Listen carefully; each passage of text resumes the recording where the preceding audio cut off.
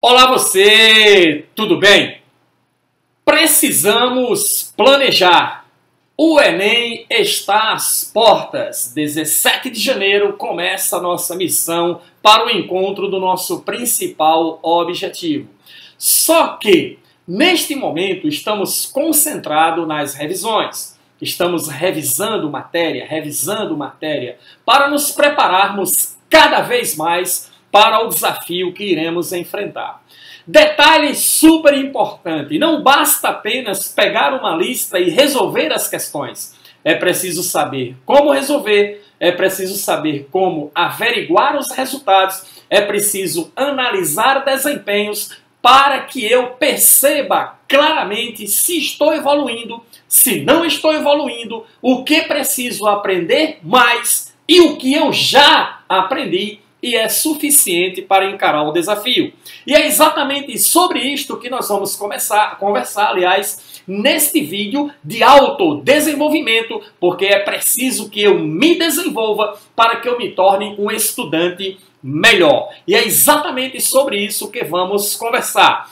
Após a vinheta, teremos então uma análise de como resolver as questões de modo eficiente, de modo eficaz e da maneira correta. Eu sou o professor Billy Paul e este é o seu canal de Ciências Biológicas e Autodesenvolvimento.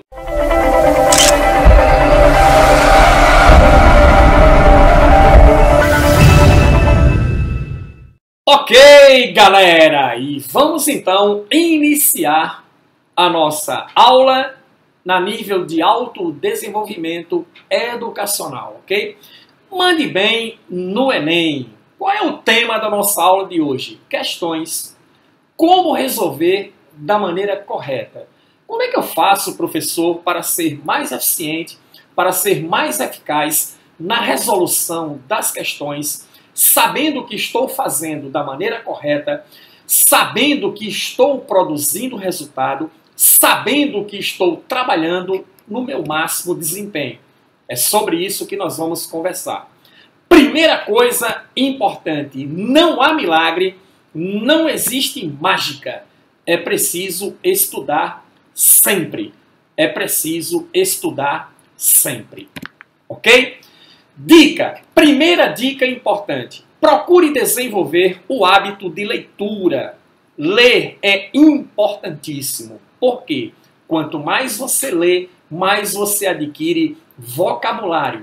Quanto mais você lê, mais você aumenta a sua capacidade para a interpretação de textos.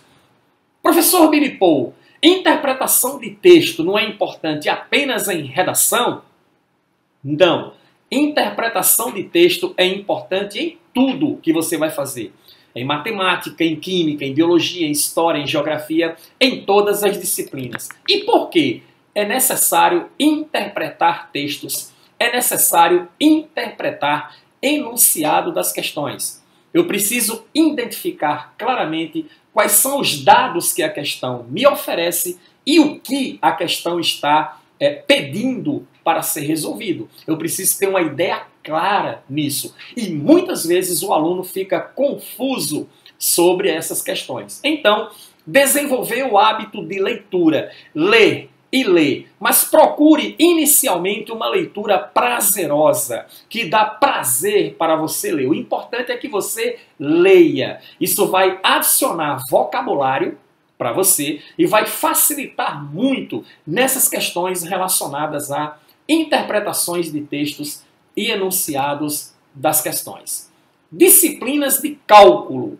Eu estou resolvendo uma lista de física. Eu estou resolvendo, professor, uma lista de matemática. Dica para você. Dominar a matemática básica é de extrema importância.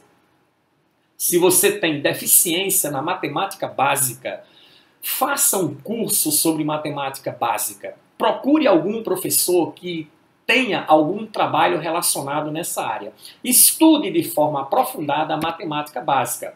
Potenciação, radiciação, equações e funções de primeiro e segundo grau, mínimo múltiplo comum, regras de 3 simples, entre outras coisas que são componentes padrão da matemática básica.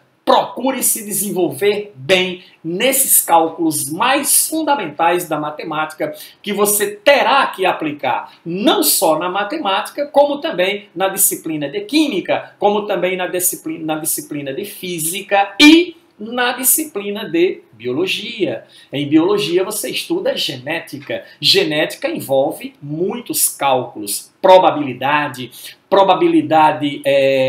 de múltiplos eventos, probabilidade isolada, regra do ou, regra do e, probabilidade condicional, binômio de Newton, que utilizamos para resolver algumas questões específicas dentro da genética. Tudo isso, cara, você tem que dominar. Tudo isso você tem que buscar se qualificar. Ok? Entendido isso? Outra dica importante. Passos importantes quanto a isso. Anote os dados da questão. Sempre leia a questão, pratique, faça a interpretação e anote os dados da questão. Isso é muito importante. Depois de anotar todos os dados, identifique o comando da questão. Professor Billy Paul, o que é o comando da questão? É o que ele quer que você resolva.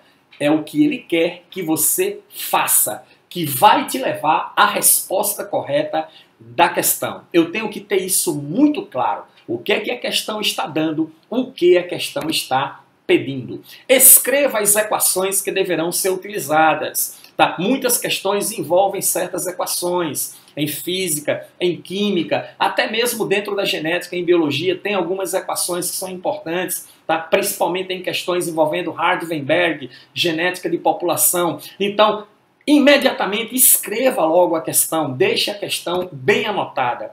Outra coisa, confira as unidades de medidas, tá? As unidades de medidas têm que estar corretas, de modo que você aplique, evitando erros desnecessários. Então esses são cuidados importantes que você tem que ter, principalmente nas disciplinas envolvendo cálculos. Dicas finais de altíssima relevância. Não basta apenas assinalar a alternativa correta. Lembre-se disso. A questão não acabou. Ou a resolução da questão não acabou para você, simplesmente porque você assinalou a alternativa correta. É necessário esclarecer o porquê das demais alternativas estarem incorretas. Tá? Tão importante quanto saber a resposta certa é entender a resposta errada. Por que que está errada? Você tem que buscar o resgate desse conhecimento. Tá certo? Então isso é extremamente importante. Sendo assim, quais são os passos importantes aí? Verifique o número de questões da lista a resolver. Pegou a lista, quantas questões tem? 10, 20, 30, 40? Quantas questões tem? Considere a lista valendo 10 pontos e divida pelo número de questões. Então, se a questão tem 10 pontos, cada questão valerá 1 ponto. Se uma lista tem 20 questões, ou melhor, se uma lista tem 10 questões, cada questão vale 1 ponto. Se uma lista tem 20 questões, cada questão vale meio ponto. E aí, olha só, sua média em qualquer lista deve ser sempre 8 ou superior. Entendido? Se você conseguir chegar a um nível de resolução de listas de exercício onde a sua média sempre é 8, ótimo. Professor, 7,5 não é suficiente. Procure ser um aluno de nível ótimo. Um aluno de nível ótimo, ou melhor, o estudante de nível ótimo, ele é média 8. Acima de 8 ele está excelente. Então você tem que buscar sempre a excelência. E aí vem 2 pontos super importantes. Verifique as questões erradas e identifique o porquê dos erros. Por que que eu errei isso? Ah, eu errei porque não sei. Vá buscar a informação para construir esse conhecimento, para que na próxima questão sobre o mesmo assunto, sobre o mesmo tema, você não volte a errar novamente. Entendido? Você percebe porque é importante eu ir atrás das questões erradas? Concentre-se agora em estudar os conteúdos ainda não aprendidos. Olha só, concentre-se agora em estudar os conteúdos ainda não aprendidos. Tá certo? Professor, por que que isso é importante? Você fez uma lista de 10 questões. Errou 2. Sua média é 8. Você perdeu aí 2 pontos aí nessas duas últimas questões, a questão 9 e a questão 10. Por que que você errou a questão 9 e a questão 10? Você tem que ir atrás dessa informação. Vá sempre atrás dessa informação. Isso significa resolver as questões de modo qualitativo. Eu não tenho que resolver questões de modo quantitativo, eu tenho que resolver questões de modo qualitativo. Lembre-se disso. São 13 horas. As questões erradas, verifique essas questões erradas, identifique o porquê dos erros. Concentre-se agora em estudar os conteúdos ainda não aprendidos. Ok? Lembre-se disso aí. Professor, por que isso é tão relevante?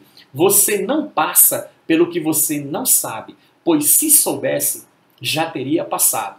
Ok? Por que que eu não passei no Enem, professor? Eu que vou para o segundo Enem, que vou para o terceiro Enem. Por que que eu ainda não passei? Você sempre não passa em um concurso, você sempre não passa na vida. Isso é válido para a vida, pelo que você não sabe, porque a partir do momento que você vier a saber, você irá passar. Olha só, o que eu não tenho é pelo que eu não sei, pois se eu soubesse, eu já teria. Guarde isso com você. Então, tão importante quanto o acerto é o erro, porque é o erro que me tira do resultado, é o erro que me tira do sucesso, é o erro que me tira do atingimento da minha meta. Lembre-se disso. Percebeu o lance? Sim ou não? Extremamente importante. Alguns exemplos, né? Teoria e prática. Faça da maneira correta. Professor, o senhor tem como demonstrar para a gente aqui que estamos assistindo o seu vídeo sobre como fazer uma questão de modo correto? Vamos a ela? Me siga no Instagram, @professor Billy Paul, e se quiser estudar biologia pelo sistema Biomap, se inscreva em nosso canal. Novas bioaulas todas as semanas com material para download na descrição de todos os vídeos. Espero você. Boa aula e bons estudos. Ok, vamos lá? Vamos analisar duas questões aplicando as orientações que você assistiu nessa videoaula, ok? A primeira questão que nós vamos analisar é uma questão de genética de Hardy-Weinberg, genética de populações. Hardy-Weinberg era um médico e um matemático que descobriram que as frequências dos alelos e as frequências dos genótipos ao longo das gerações se mantém sempre constante numa população em equilíbrio genético, o que eles consideravam como população pamítica.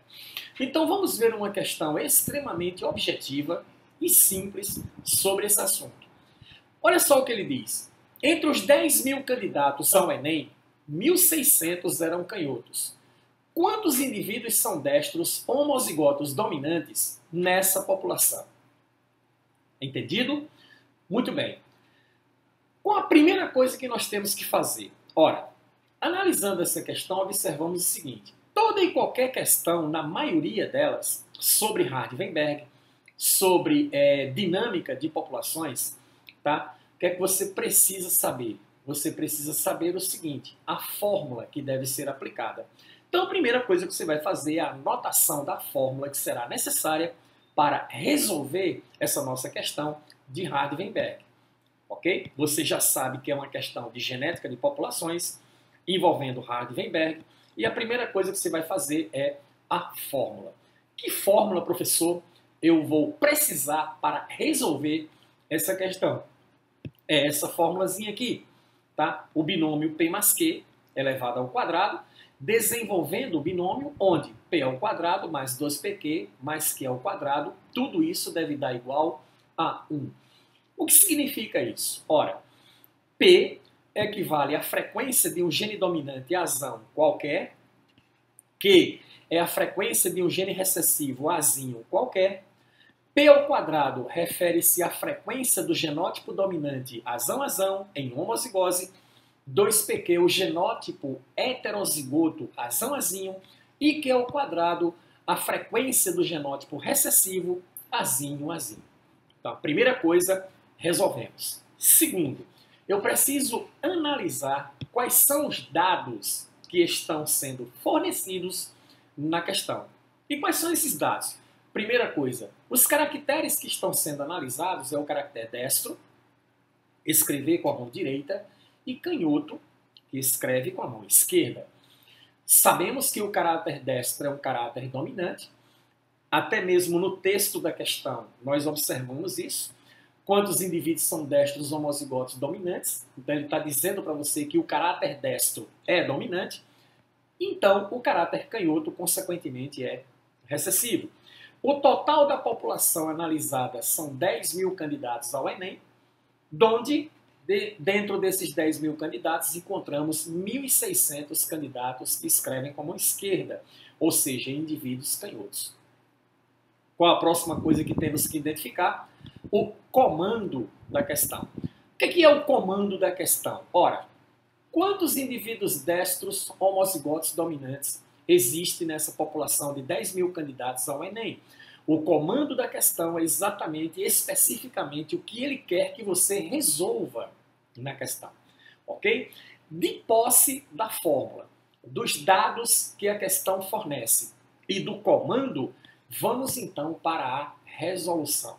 Olha só, para que eu calcule a quantidade de indivíduos destros homozigotos dominantes na população, em termos de fórmula, isso é dado por P ao quadrado.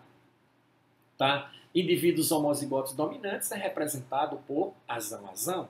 Então é dado isso por P ao quadrado. Ok? Ele deu para a gente a frequência de indivíduos canhotos, que tem genótipo azinho, azinho.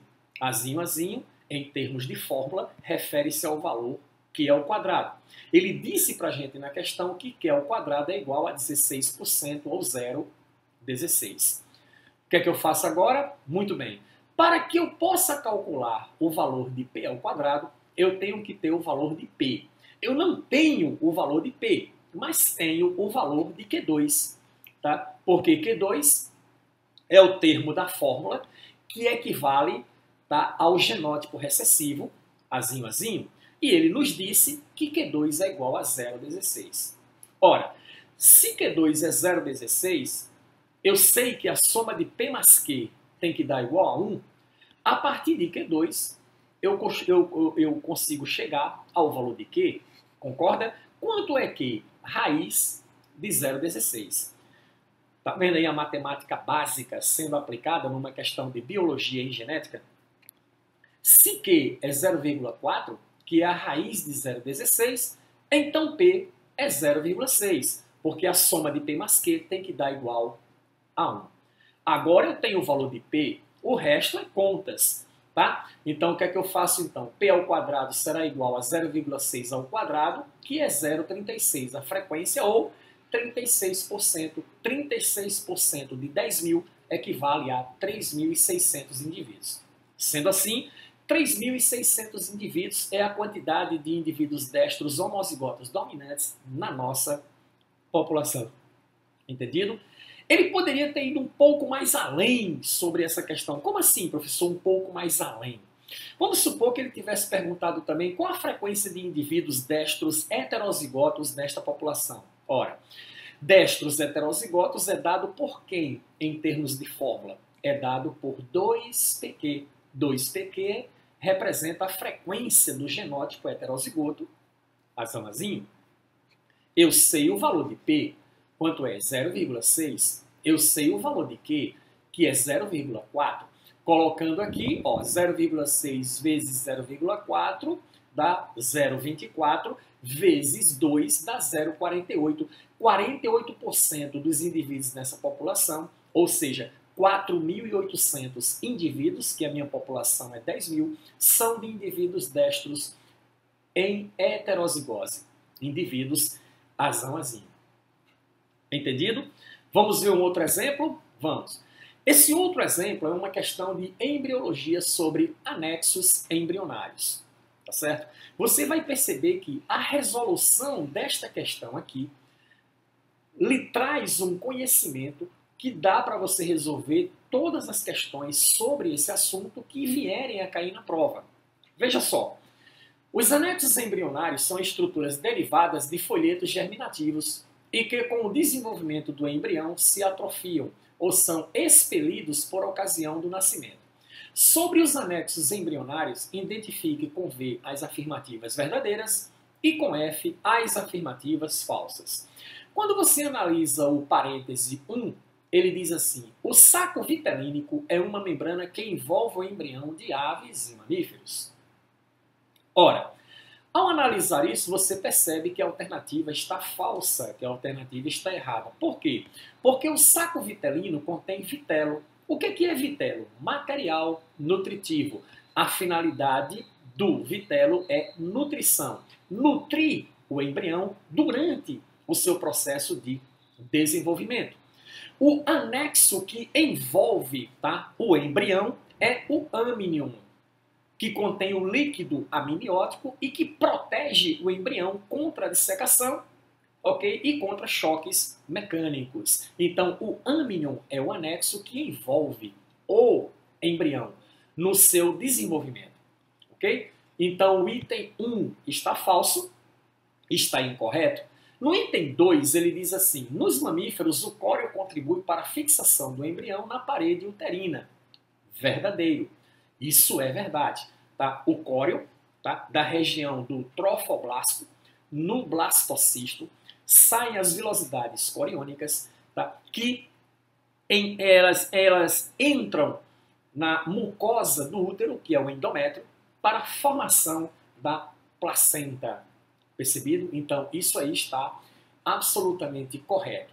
E, para acrescentar, nidação é o nome que se dá à implantação do embrião no endométrio uterino. Ok? Então, a alternativa 2 está verdadeira.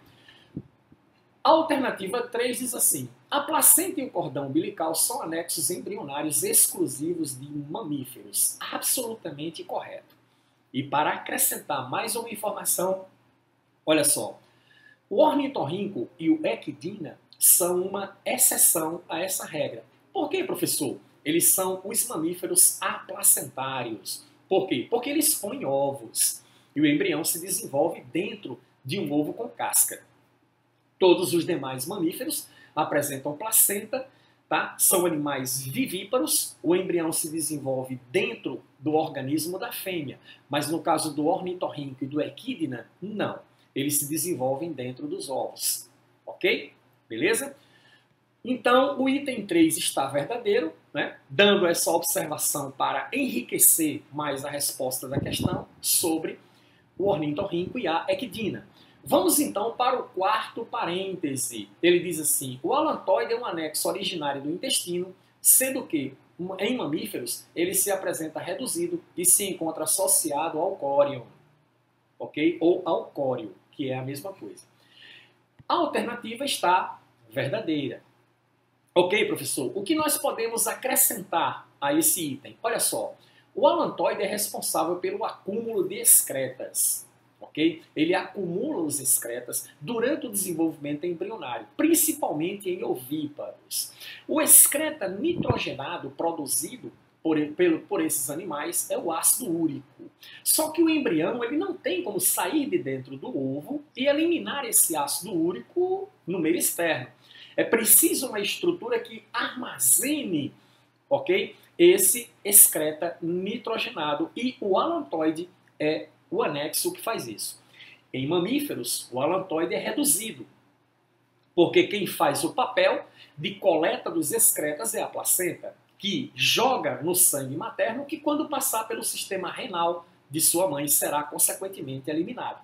Então, por isso que não é tão necessário o alantoide quando se trata de mamíferos. Outra coisa importante, ele também é responsável pelas trocas gasosas, oxigênio por CO2.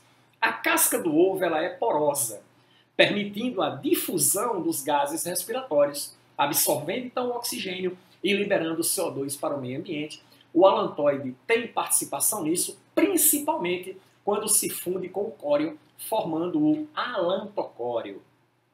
O córeo, se você já comeu um ovo cozido, você quebra a casca, aquela membrana fininha que tem entre a casca e a clara do ovo cozida, aquilo é o córeo, que é o anexo embrionário mais externo, que envolve tantos outros anexos como o embrião. Membrana do córeo, parte da membrana do córeo se funde com parte da membrana do alantoide, formando o alantocóreo, responsável então pelas trocas gasosas. Ok? No parêntese número 5, ele diz assim: o âmnion armazena substâncias nutritivas para o embrião de peixes, répteis, aves e mamíferos. Ora, a alternativa está falsa, ok? Porque o âmnion não tem essa finalidade. O âmnion contém um líquido amniótico que protege o embrião contra choques mecânicos e desidratação. Perceba que, aplicando as orientações da nossa videoaula, você fez uma série de comentários, uma série de anotações sobre cada item da questão com relação ao assunto abordado, deixando a sua resposta mais completa, fazendo com que você resolvesse a questão de maneira mais qualitativa, com informações importantes para que você possa resolver qualquer questão de aspecto semelhante. Tá? É assim que você deve resolver as questões das listas que você estiver trabalhando, das listas que você estiver estudando. Ok, pessoal? Então essa era a nossa dica importante, né, nessa nossa parte do nosso canal de autodesenvolvimento, onde a gente trabalha exatamente questões relacionadas ao desenvolvimento, relacionado ao planejamento, relacionado a técnicas de estudo, relacionado a todos aqueles critérios para tornar você um estudante melhor. Tá? Se você gostou da nossa videoaula, se inscreva em nosso canal, ative as notificações, deixe algum comentário, isso nos ajuda muito a continuar com esse trabalho, entendido? E todas as semanas, novas bioaulas de biologia, novas aulas de autodesenvolvimento, para que você se planeje cada vez melhor, ser um estudante melhor, mais eficiente, mais eficaz e estudando também a disciplina de biologia. Eu sou o professor Billy Paul e este é o seu canal de Ciências Biológicas e Autodesenvolvimento. Até a próxima aula. Tchau!